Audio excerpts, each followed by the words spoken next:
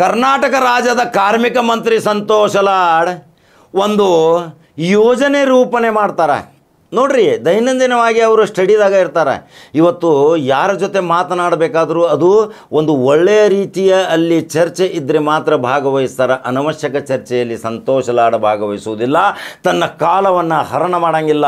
ಯಾವಾಗಲೂ ತನ್ನ ಇಲಾಖೆಯ ಪ್ರತಿ ಉನ್ನತ ಅಧಿಕಾರಿಗಳ ಜೊತೆ ಚರ್ಚೆ ಮಾಡ್ತಾ ಅನೇಕ ಯೋಜನೆಗಳನ್ನು ಜಾರಿಗೆ ತಂದು ಇವತ್ತು ಕಾರ್ಮಿಕರಿಗೆ ಒಂದು ದೀಪವಾಗಿ ಪ್ರಜ್ವಲದಂತ ಬೆಳಗಾಕತ್ತಾರ.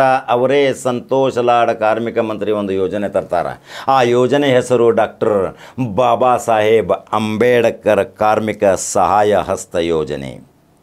ನೋಡ್ರಿ, ಭಾರತದ ಸಂವಿಧಾನ ಶಿಲ್ಪಿ ಡಾಕ್ಟರ್ ಅಂಬೇಡ್ಕರ್ ಕಾರ್ಮಿಕ ಸಹಾಯ ಹಸ್ತ ಯೋಜನೆ. ರಾಜ್ಯದ ಕಾರ್ಮಿಕರೇ, ಈ ಸುದ್ದಿ ನೀವು ನೋಡಲೇಬೇಕು.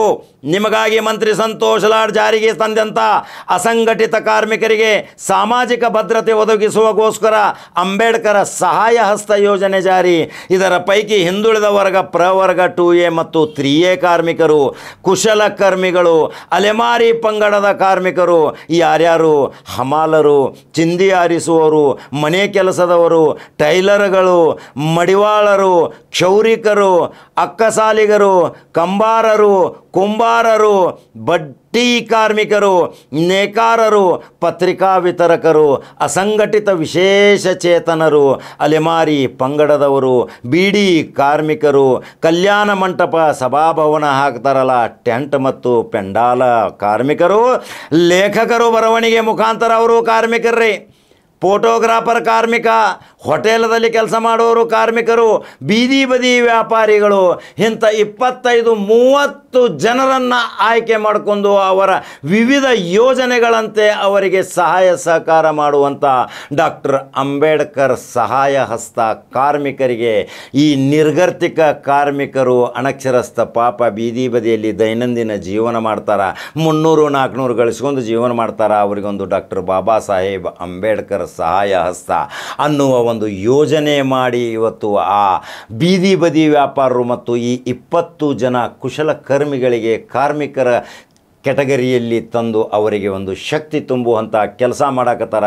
ಸಂತೋಷ್ ಲಾಡ್ ಕಾರ್ಮಿಕ ಮಂತ್ರಿ ಇವತ್ತು ಹೆಸರುವಾಸಿ ಅಲ್ರಿ. ಯಾವ ಮಂತ್ರಿ ತನ್ನ ಕಾರ್ಮಿಕ ಇಲಾಖೆ ಇರಲಿ, ತನ್ನ ಯಾವುದೇ ಇಲಾಖೆ ಇರಲಿ, ಅಲ್ಲಿರುವಂಥ ಯೋಜನೆಗಳನ್ನು ಜಾರಿಗೆ ತಂದು ಜನರಿಗೆ ಮುಟ್ಟಿದಾವೋ ಇಲ್ಲೋ ಅನ್ನೋದು ಪ್ರತ್ಯಕ್ಷ ಹೋಗಿ ನೋಡ್ತಾನ ಸಂತೋಷ್ ಲಾಡ್ ಮಂತ್ರಿ.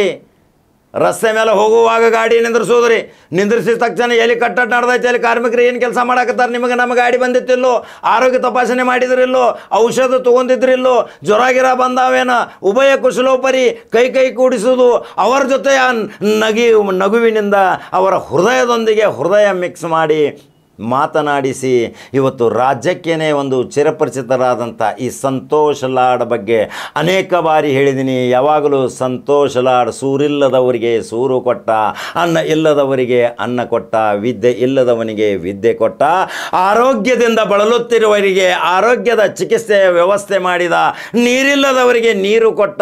ಎಂತಿಂಥ ಕಾರ್ಯಗಳಲ್ಲಿ ಸಾಮಾಜಿಕ ಸೇವೆ ಮುಖಾಂತರ ಇವತ್ತು ಕರ್ನಾಟಕ ರಾಜ್ಯದಲ್ಲಿ ಕಾರ್ಮಿಕ ಇಲಾಖೆಯ ಮಹತ್ವ, ಕಾರ್ಮಿಕ ಇಲಾಖೆಯಲ್ಲಿ ಎಷ್ಟು ಯೋಜನೆಗಳನ್ನು ಜಾರಿಗೆ ತಂದಿದ್ದಾರೆ ಅದನ್ನು ಅರ್ಜಿಯ ಮುಖಾಂತರ ಹೋಗಿ ನೀವು ಸಮೀಪದ ಕಾರ್ಮಿಕ ಇಲಾಖೆ ಅಧಿಕಾರಿಗಳನ್ನು ಭೇಟಿ ಮಾಡ್ರಿ, ಇದರ ಪ್ರಯೋಜನ ಮಾಡ್ಕೊಳ್ರಿ ಅಂತಾರ ಸಂತೋಷ್ ಲಾಡ್. ಇಂಥ ಮಂತ್ರಿಗೆ ಒಂದು ಸ್ಪೆಷಲ್ ಲೈಕ್ ಮತ್ತು ಶೇರ್ ಮಾಡಬೇಕಲ್ರಿ. ಏನದಾವ ಅನಿಸಿಕೆಗಳು ಸಂತೋಷ್ ಲಾಡ್ ಬಗ್ಗೆ ನಮಗೆ ತಿಳಿಸ್ರಿ. ಸಲಹೆಗಳಿಗೆ ಸ್ವಾಗತ ಐತಿ.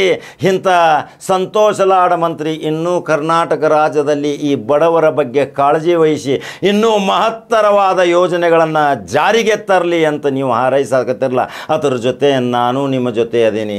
ಹಂಗಾದ್ರೆ ಯೂಟ್ಯೂಬ್ದಾಗ ಖಡಕ್ ಜವಾರಿ ಕಾಕ ನಂಬರ್ 1 ನ್ಯೂಸ್ ಕನ್ನಡ ಬಟನ್ ಹೊಡಿತೀರಿ, ಫಾಲೋ ಮಾಡ್ತೀರಿ, ಅನಿಸಿಕೆಗಳನ್ನ ಹಾಕಿರಿ. ಮತ್ತೊಂದು ಸುದ್ದಿ ಹೋಗಿ ಬರ್ತೀನಿ. ನಮಸ್ಕಾರ.